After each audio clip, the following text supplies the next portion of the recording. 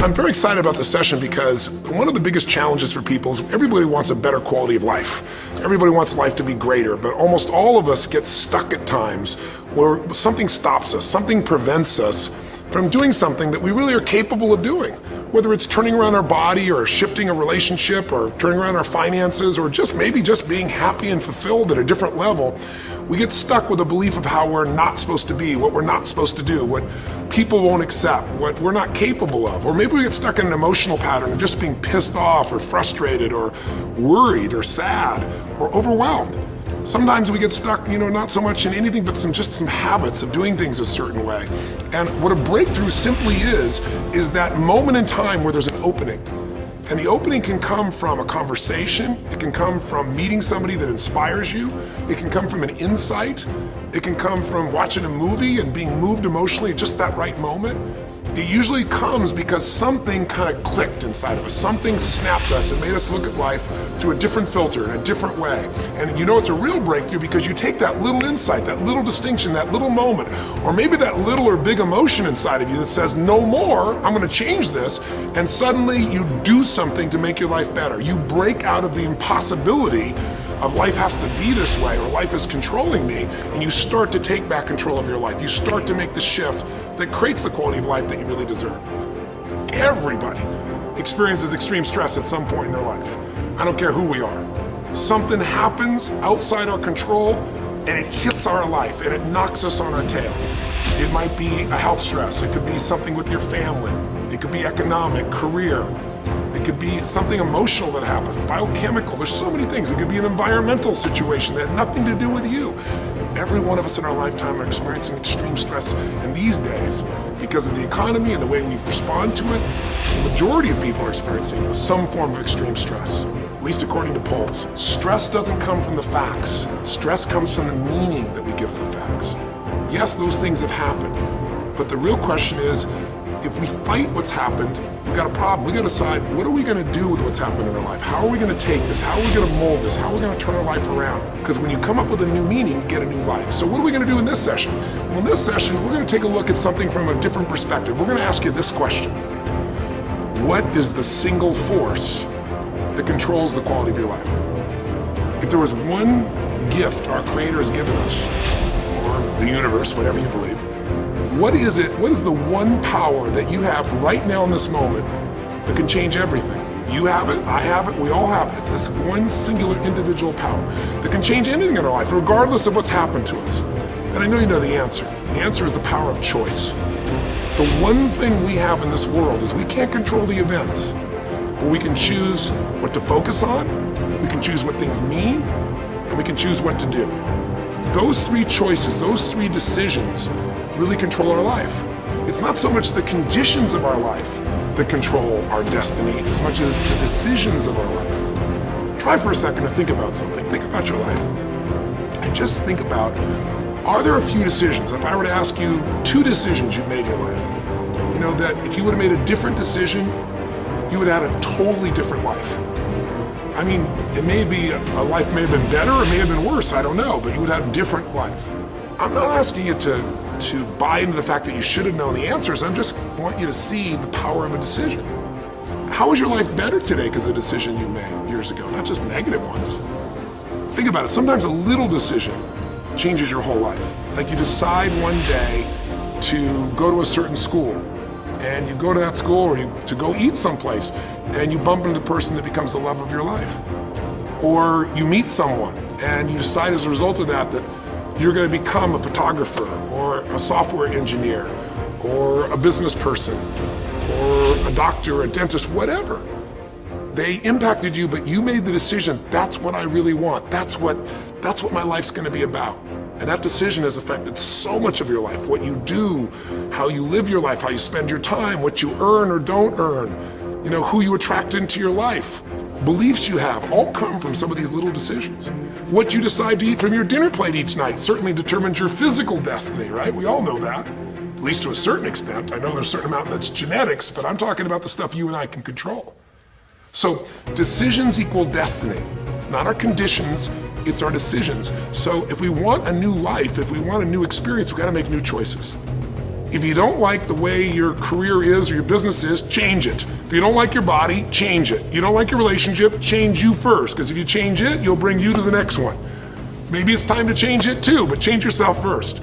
If you want to change anything in your life, you have the choice. So there is no right or wrong. I just want to make you aware in this breakthrough session that everything in our life changes the moment we make a decision. And I mean a real decision. A decision is when you cut off any other possibility and you commit to something with everything you've got and you take action. But the big decisions start with little decisions like, what am I going to focus on? Because whatever you focus on, you're going to feel. If you focus on all the things that have been done to you in your life, of course you're going to feel like hell.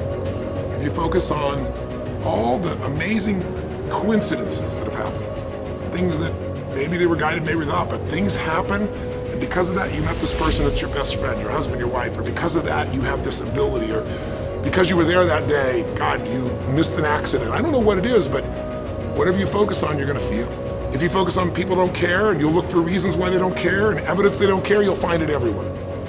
If you look for evidence that people are really good people inside, that at some level we all care about each other, you'll find it. Seek and you shall find. The secret is, have you become conscious about your decision making? Because this breakthrough session is, really, you want to change your life, make new choices. New life comes from new choices, but you got to make conscious choices.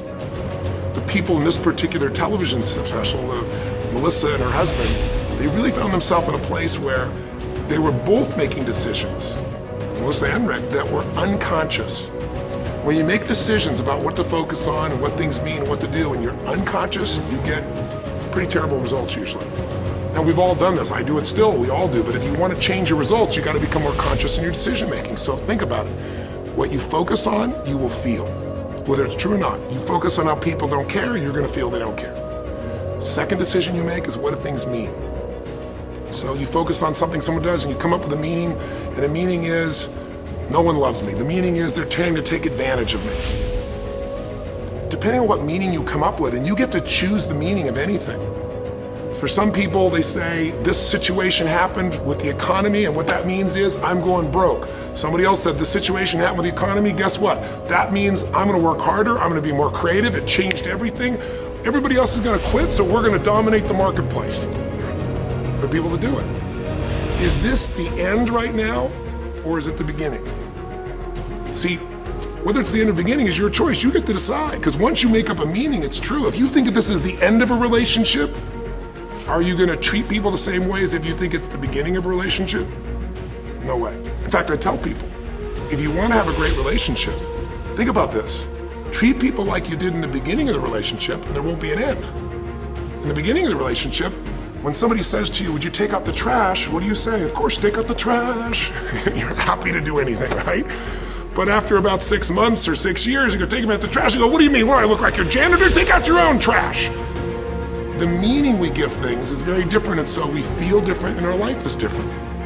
In the beginning, you'll do anything for someone. Now you make up a new meaning. Why should I have to do that for them? Little choices, like what to believe about yourself, what to believe about other people, whether this is the end or the beginning, start to affect your whole life.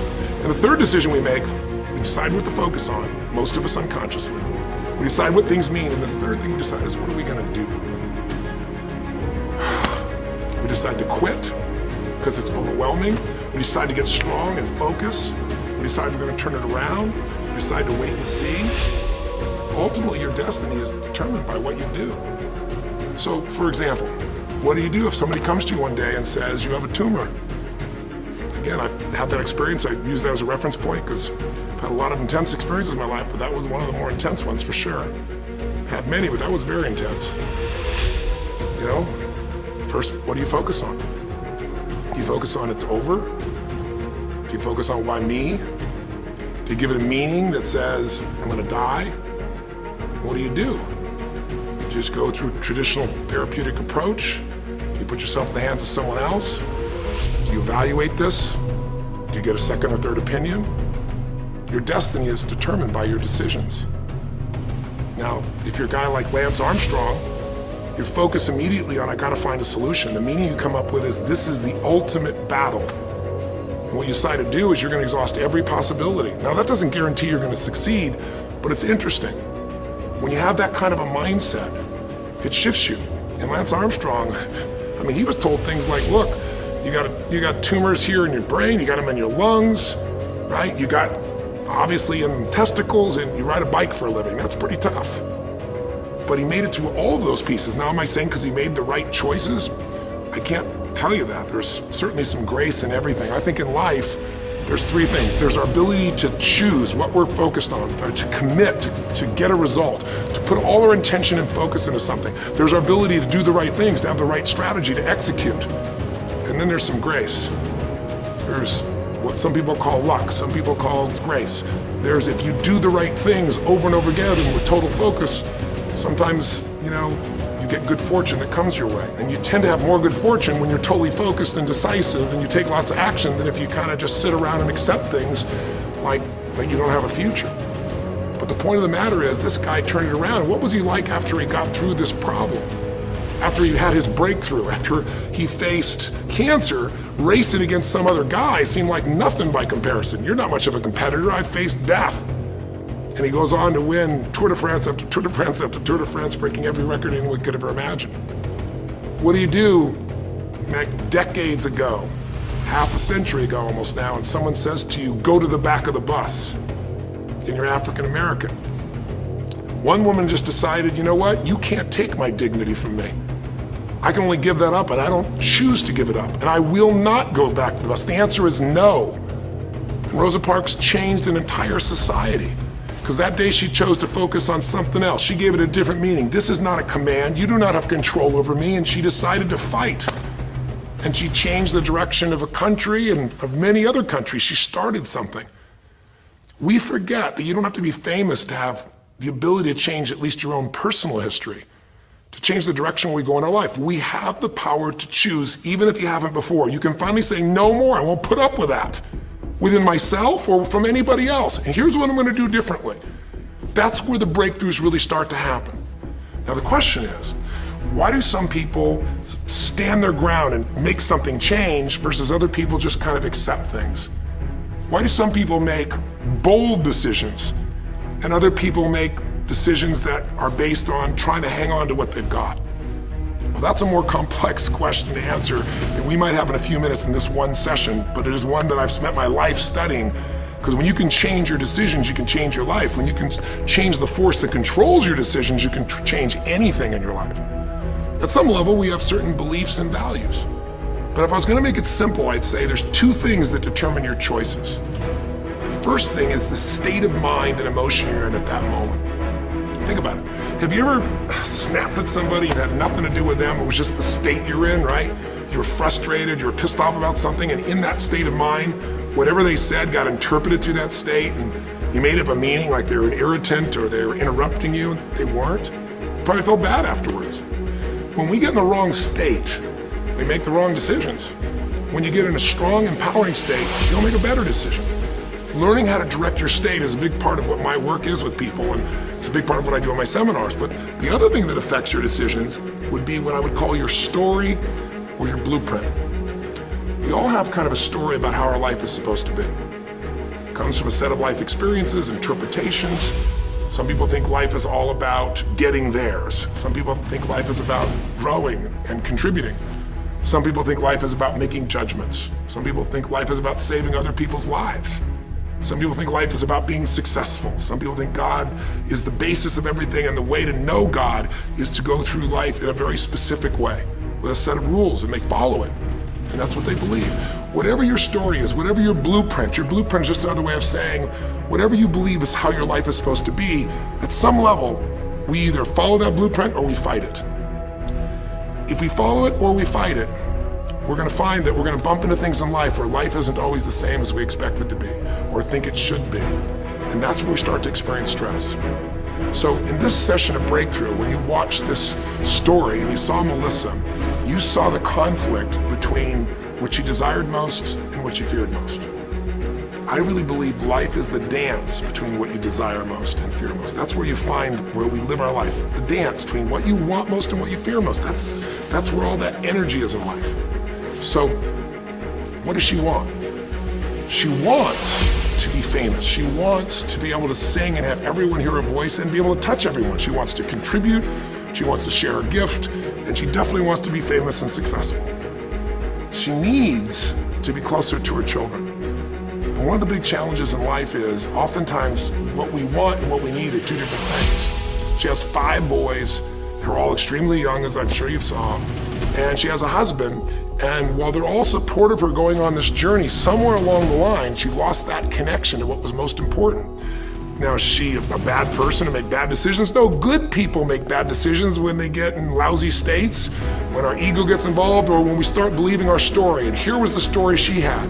Being a mom's important, but the bigger gift God gave me is my singing voice. And once we get seduced into a particular story, and we start to believe it, it takes a hold of our life and it controls all of our choices. And then pretty soon, bad choice on top of bad choice on top of bad choice starts to affect our life. Can you relate?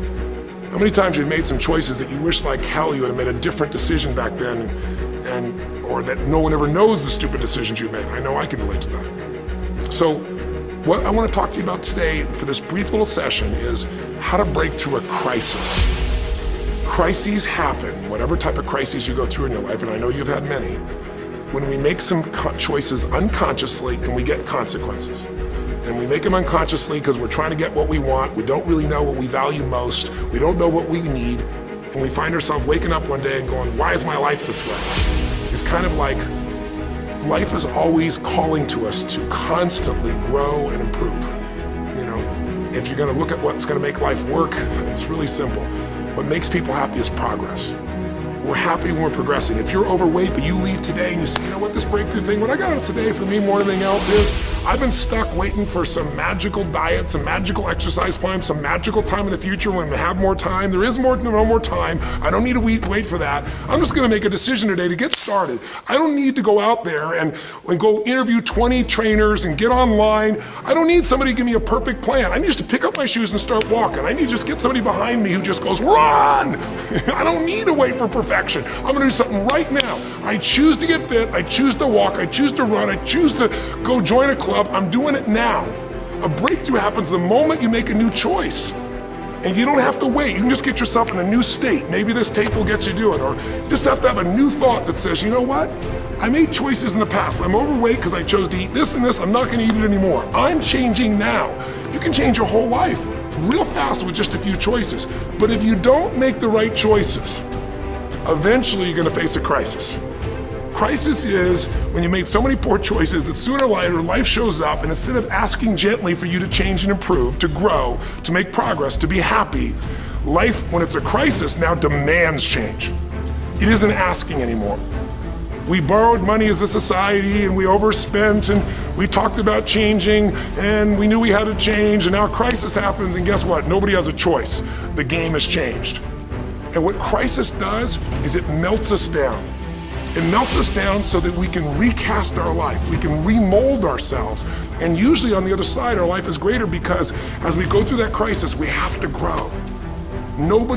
Everybody wants change, nobody wants to do it. Everybody, I should say, wants progress, but nobody wants to change. Everybody wants their life better, but nobody wants to do the push-ups, the running, have the economic or emotional discipline to make it happen. But if you're watching this right now and you're still with me, some part of you wants more. And I'm saying to you, choose it. And the way you're gonna choose it is really simple. If you're in that crisis, what keeps you in the crisis is probably because you're being reinforced. Most people, they overeat, or they smoke, or they drink, or they yell at people. They keep doing it because they're rewarded. Whatever gets rewarded gets reinforced. Whatever habit or behavior is reinforced becomes a habit, and then pretty soon, do it long enough, it becomes part of your personality, and pretty soon you think it's who you are, and you just keep living that way. I mean, it's easy to see this in other people, right? It's easy to see how messed up they are and how easy they could if they just make some new choices. All you gotta do is turn on the television, some news program, some entertainment program, and you'll hear detailed descriptions about some person who is very powerful celebrity who is doing some stupid thing. Why do we see all this stuff on television? Why do we hear about every person you can imagine, from Lindsay Lohan to Britney Spears to all the way back to the old days it was Elvis or Michael Jackson or whoever it is that's in the news today in this stage of life in your country as you're watching this? It's because we want to see other people who make bad decisions so we can feel better about our own. But the reason those people don't change, Lindsay Lohan. She's got another DUI. She's putting herself at risk. She's putting other people at risk. She could kill someone. She goes to jail, it's supposed to be 90 days. But here's the consequence. It goes to 2 weeks. And before she even gets out of the jail, she makes a deal for an interview and gets paid $1 million when she gets out for the interview. What do you think the chances of her changing when her bad behavior gets her $1 million, and I don't know if she even makes that for that much time of acting at this stage? What do you think the chances are when people around her say it's not your fault, it's not fair, they treat you unfairly? As long as we have the decision that we're not responsible, it's not our fault, we can't change anything. We have no power. So, I don't know by the time you watch this if Lindsay will change, but if she did, it'll be because the enablers are gone, she's taken responsibility, and she's found something she values more than attention and money for bad behavior. Now, it's easy to look at that with her, but what about you and I? Where are you and I addicted to our problems? Where are you and I reinforced? So many people, when they have a big problem, listen, if things are going well, you say, oh, it's going so great. Your friends go, well, that's great. And after a while, they go, well, easy for you. But if you got a problem, people go, hey, I understand, and they connect with you. Where do we get addicted to our problems? If you want to make a new choice, if you want to make a new decision today, if you want to have a breakthrough in some area of your life, you got to give up the story that it's not your fault, and you got to give up the attention and the love and the connection and the commiserating that comes with it with other human beings. Here's how you change. 5 simple, quick steps, and then I'm going to give you a little tool that if you want to, you can go online and really make a change with. If you're going to change your life, step 1, I don't care if something has happened to you. You know, somebody has spilled oil all over where you fish. It's horrific. It's disgusting how they've dealt with it, but it's happened. You got to deal with it. Something's happened. Someone in your family's been injured. You've lost your job. I don't care what the problem is. If you're in a crisis, step number 1, see it as it is, but don't see it worse than it is. Now, what do I mean by that? I don't mean be Mr. or Miss Positive Thinking. By now, if you spend any time with me, you know I'm not about that. I'm not here to tell you, go to that garden and chant, there's no weeds, there's no weeds, there's no weeds. Doing affirmations is not going to change your life. You got to go see where the weeds are and pull them out. My point is simple. You got to see what the problem is, but you can't make it so horrific that you just give up. Today, this is the first generation in almost 100 years of Americans who now believe, the majority of Americans now believe, that the quality of life for themselves and their kids in the future is going to be worse than the past. They have, in other words, nothing to look forward to. 63% of the US as of today. Wow. When you start thinking there is no future, you go into what we call learned helplessness, a place where you just kind of give up. And if you get to that place of giving up, then you have no power over your life. That's when people get depressed. That's when people do crazy, stupid things. That's when people want to turn to drugs or alcohol or sometimes suicide or just total frustration and anger, and their life starts to do the opposite of a breakthrough. It becomes completely stuck and in pain or in ongoing suffering. If you and I are going to break out of that, we got to see it as it is. We're not here to be positive thinking people. You got to see what's really going on. But if you're overweight, you can't say to yourself, well, I'm big boned. That's not why you're overweight. You're overweight because you don't work out, you eat certain things, you eat Cheetos all day long, watching TV. I don't know what it is you do, but I know it's not just because you're big boned. You don't want to make it so it's outside your control or you can't change it. So see it as it is, but don't see it worse than it is so that you have no reason to try. Does that make sense? That's the first step. Step 2, get to the real truth and deal with it. Don't just see it as it is and not worse than it is. Don't just like balance it, but now get to the truth. I mean, listen, if the truth is you've been trying to get a job for 2 years and you truly have worked every day in a particular industry, and the number of jobs in that industry have shrunk down, and you really aren't getting that job, then you might have to look at the truth. The truth is you might have to retool. You might have to say, gosh, you know, the industry I'm in is gone. I mean, gross simplistic example, but for years, vinyl records were around for 85 years. And it was a gigantic industry. And things came and went. During the vinyl record time, what happened? Well, remember those 8-track tapes? Are you ancient enough to remember those things? Maybe you know somebody who remembers those things. These big boxes, you push them in and out. Yeah, 8-tracks came and went, vinyl records were still here. And then cassette tapes came, right? And cassette tapes were smaller and more compact and more convenient and more seemingly indestructible. And they came over here and vinyl records were still selling like crazy. If you had a job in vinyl records, you kept it. But then a little thing came along called the CD. And when that happened, almost overnight, you saw an entire industry that's been around almost a century was gone. If you were the guy that worked in the vinyl record factory and knew everything about it, it was the second generation, didn't matter. It was over.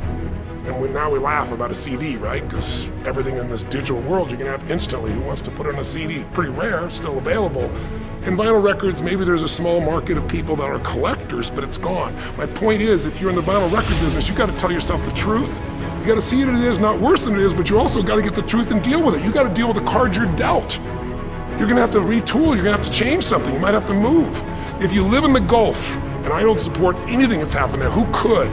It's unconscionable what's happened with BP.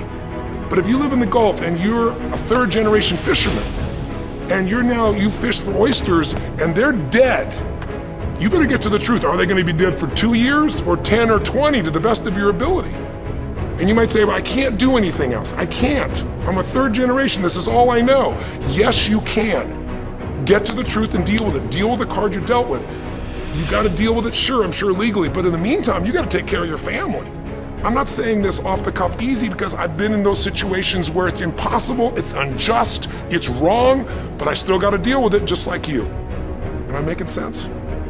It's like, you might say, I've lived here my life. You might have to move. You might have to fish someplace else. You might have to, and I know you still got to deal with all the consequences, but you got to take back control of your life. There are unjust things that happen, but you got to take control. Easy for me to say, I'm not sitting in your shoes, I get that. But who hasn't experienced some form of injustice someplace? Who's not dealt with something unfair? Who's not dealt with something that wasn't meant to be unfair, but it affected your entire life, your career, your finances, whatever? You got to tell yourself the truth, and you got to get to those, dealing with the reality right now. The longer you wait, the longer the crisis will be. If you're having an economic crisis, got to deal with it. Got to downsize, right size, do whatever it takes. And I say, okay, Tony, well, so far you're telling me don't allow myself to make it so bad I don't try, see it as is, but don't make it worse than it is. And you're telling me get to the truth and deal with it. Well, that's nice, but how do I do that? Maybe the third step, more than just getting the role model, maybe to be more specific, is get a vision first. Get a vision and get strong. That's what I think your third step should be. You first tell yourself the truth, yes. See it as it is, not worse than it is. Tell yourself the truth and deal with it. But the way to deal with it is say, what am I going to go for? There's got to be a compelling future. I got to come up with a vision for my life or a vision for my relationship. I've had terrible relationships, nothing's worked. Tell yourself the truth. I've made poor choices, or I've told myself stories and gave myself excuses, or I've not had the courage, whatever it is. Get to the truth and then get yourself a vision for what you do want. Because you have to have something you're going to move towards. Does that make sense? If without a vision, people perish. It says in a very good book called The Good Book. I know there are many good books, but that's a good one to take a look at. We need something to go for. We can deal with any problem today as long as there's something that we can look for in the future that we can strive for. It'll give us the emotional and psychological fuel, the juice, to keep moving forward. So you got to come up with a vision, and a way to do that, we'll call that step 4.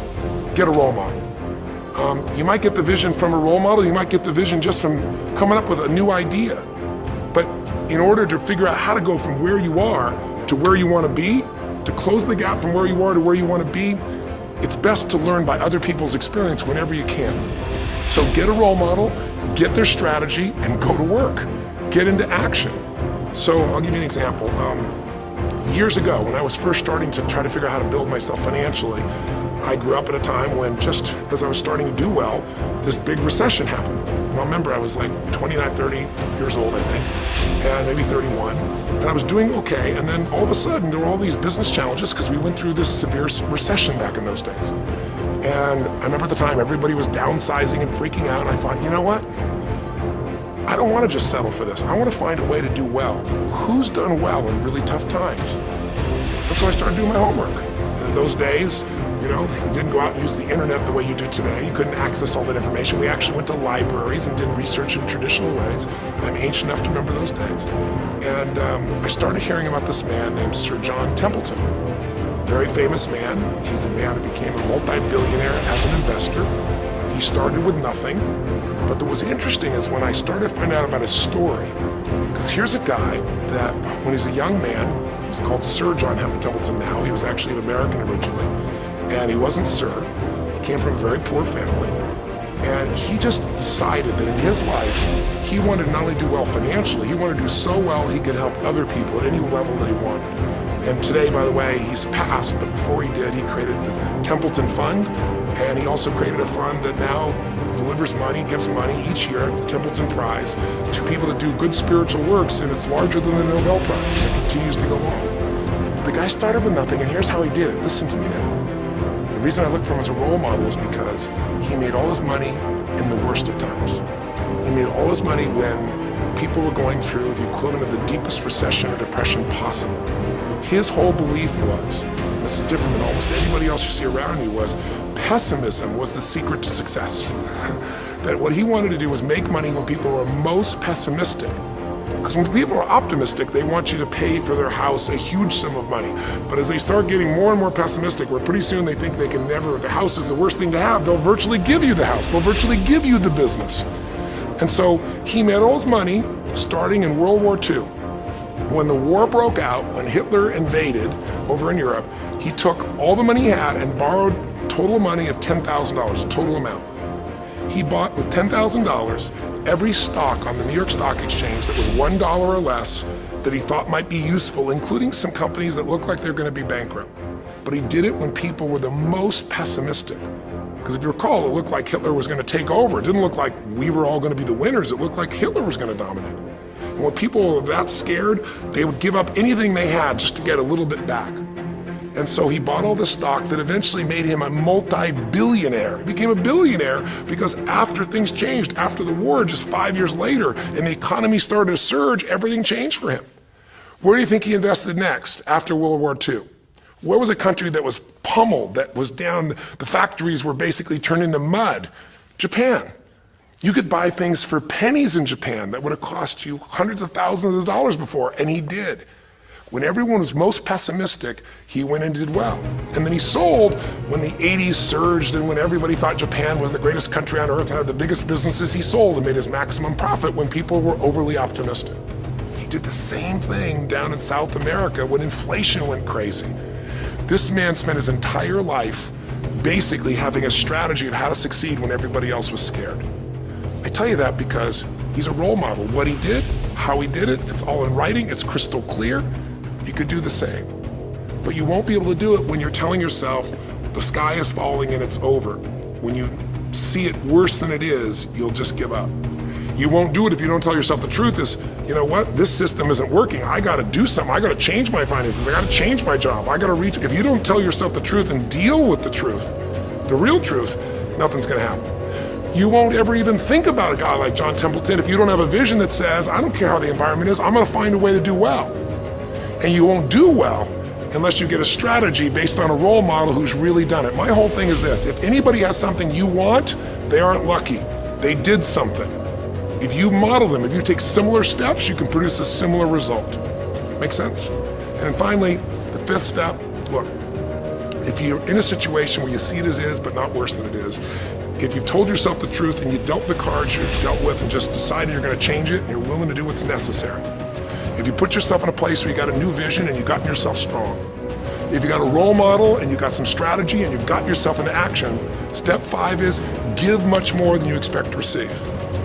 Simple as that sounds, if you find a way to meet people's needs in business, in an intimate relationship, meeting your kids' needs, anybody's needs, the whole game changes.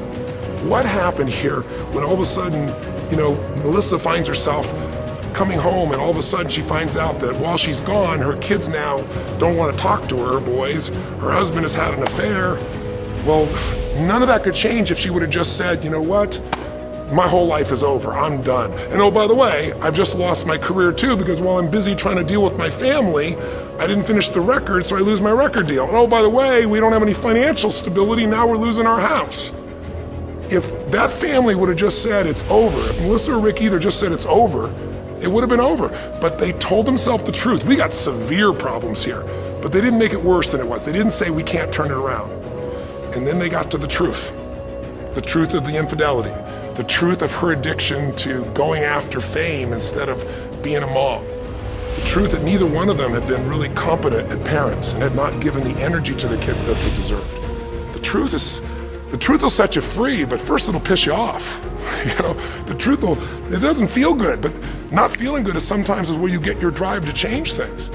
They started looking around and said, we don't have the skill to even manage our house, much less our finances. We got to do something different. We got to focus on our kids. We got to focus on turning things around. We got to turn our relationship around. But that wouldn't have worked unless they got a vision of starting to see, it could happen. And that's what I helped them with. I helped them get to the truth. I helped them to stop over-exaggerating. I got them to a place where they got to see that this relationship could be back alive and passionate, and that these kids deserve both their parents, and that she really could be a great mom, and that maybe in the end she could even still have her singing career and enjoy it too. That she didn't have to give it all up. And I'm really proud of her. She did it because she found a role model. She got a vision, but she got a full role model.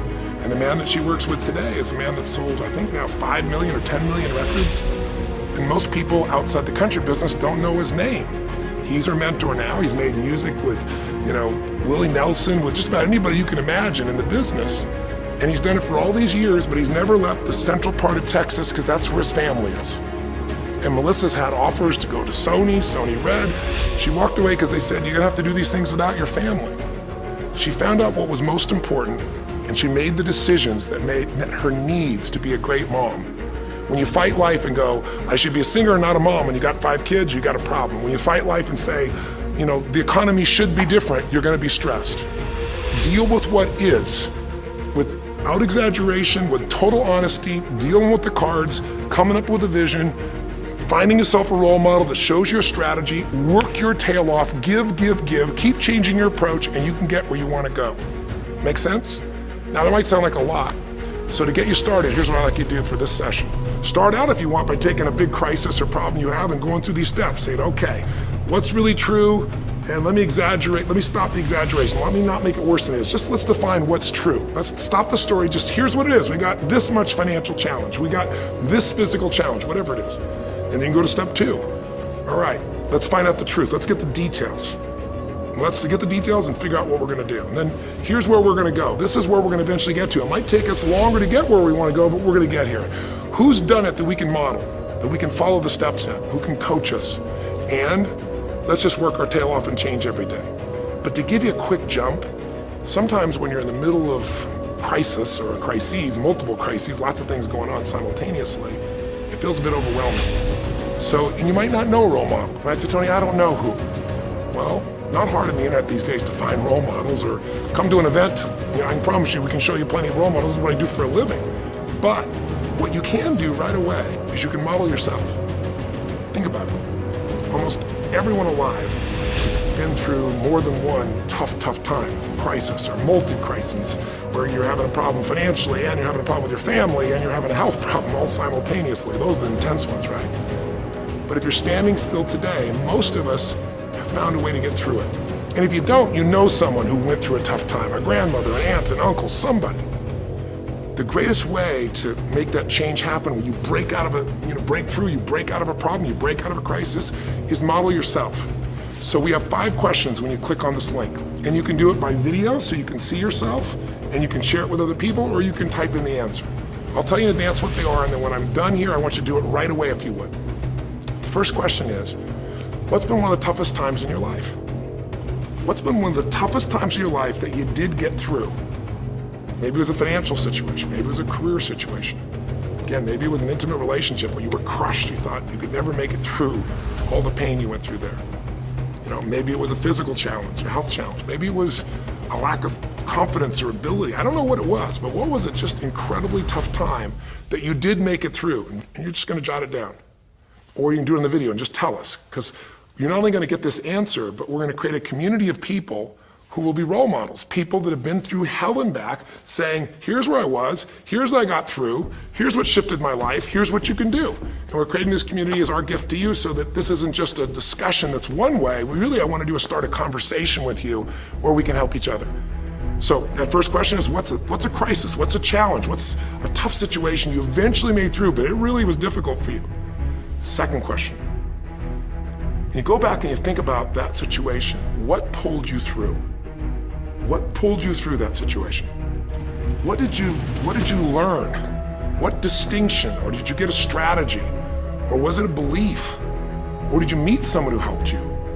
Or was it just somehow you clicked into your faith and you kicked yourself into gear? What pulled you through those tough times? Was it a person? Was it a place? Was it an idea? Was it a distinction? Was it a belief? What was it? Share it with us. Type it down or tell us from your heart what it really was. Third question is just real quick. It's just for contrast. And the third question is, what was your life like before the crisis? Like right before all hell broke loose?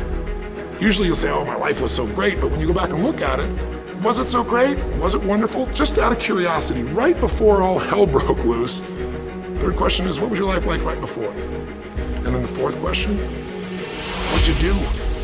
What did you do to go from where you were to where you are today? What did you do to get over that situation? What did you do to get through that situation? What did you do to turn it around?